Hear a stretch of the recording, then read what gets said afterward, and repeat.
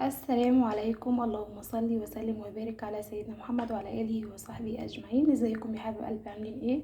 النهارده ان شاء الله هعمل معاكم سمك مشوي على الفحم. عايزه اقول لكم ده سمك انا جبته نضفته، فتحت بطنه بس ونضفته وغسلته كويس قوي ونقعته في ملح وخل وليمون.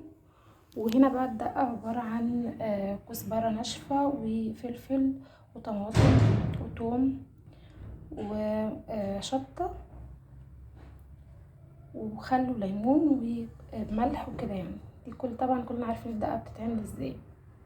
في ناس بقى ممكن ما تحبش تحط فلفل او طماطم، بتحب تعملها بس بالشطه والثوم كده وشويه ميه. بعد ما تشوي السمك بتروح حطهم فيها، بس انا بحب اعمل الدقه كده. يلا بقى بينا نولع النار ونشوف هنعمل ايه. واخيرا ولعت النار. انا بقيلي ساعه بالظبط عماله اولع في كلاحتين، ما لقيتش فحم، فقلت اولع بقى شويه كوالح كده ونشوي عليها السمك. بصراحه انا افشل واحده في توليع الشاليه او المنقد زي ما انتوا بتسموه، مش عارفه بتسموه ايه. الاولاد مش هنا، انا ابني هو اللي بولعها دايما، بس انا ما بعرفش اولع خالص، فادعولي بقى. بصوا هنا حشيت السمك زي ما انتي تحبي بقى. حابه انك تحشيه قبل ما تشويه تمام، مش حابه اللي هو ايه زي ما تحبي. على فكره انا بصور بره البيت قدام الشقه. ف يلا بقى ادعولي كده ان انا اشوي السمك حلو. ربنا يكفينا شر عذاب النار، بجد والله الواحد قاعد مش مستحمل خالص النار. فربنا يا رب يعافينا ويعافيكم ويكفينا شر عذاب النار. عايزه اقول لكم يعني عايزه اتكلم معاكم شويه بخصوص التعليقات. وانا بقالي فتره ما نزلتش اي فيديوهات في المطبخ بس بسبب التعليقات. بصراحه انا بتعرض لتعليقات سلبيه وتعليقات محزنه، بجد محزنه يا جماعه. يعني كلمه باطل بتجبر الخاطر.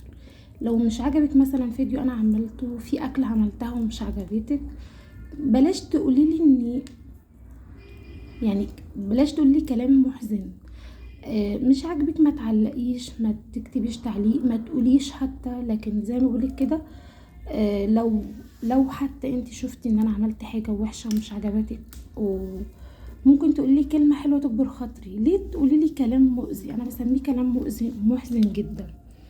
والله العظيم عايزه اقول لكم ان انا بقيت قاعده طول اليوم في بيتي، ما بطلعش ولا بروح لاي حد، لاني بقيت بخاف يعني حد يقول لي كلام يحزنني. فربنا اعلم بكل واحد واعلم بحال كل واحد عامل ازاي وعيش حياته ازاي. فبلاش يا جماعه نصعبها على بعض واجبروا خواطر بعض. رصيت بقى هنا السمك على الجمر اهو هشويه.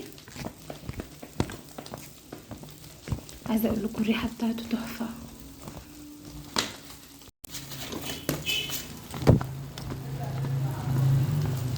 جربوا بقى طريقه الشوي دي، جميله جميله جدا. غيروا يعني، مش لازم كل مره نفس الطرق، او تشوي في الفرن او كده. حاولوا تشوفوا كده على الفحم يبقى تحفه.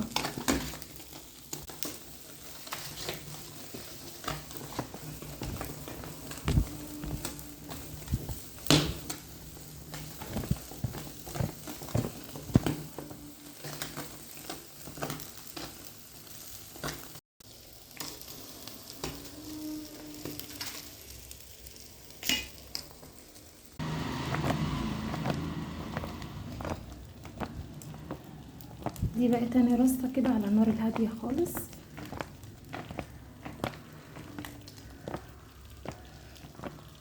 بجد جميل وريحته حلوه خالص، يعني جربوه.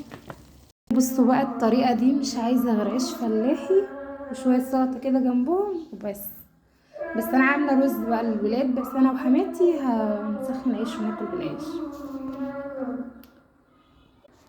هلم بقى شويه الفحم اللي بقيت ديت وهحط عليهم بقى براد الشاي كده، ونعمل احلى كوبايه شاي بالقرنفل.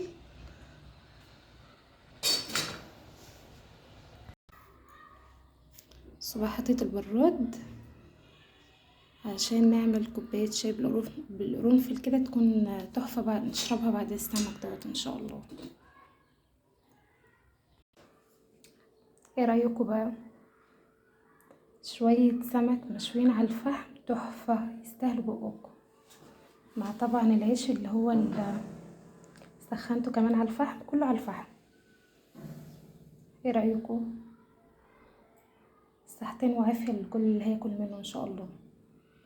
ما تنسوش بقى لو عجبكم الفيديو حطوا لايك واكتبوا لي تعليق حلو كده. والسلام عليكم ورحمة الله وبركاته، استودعكم الله.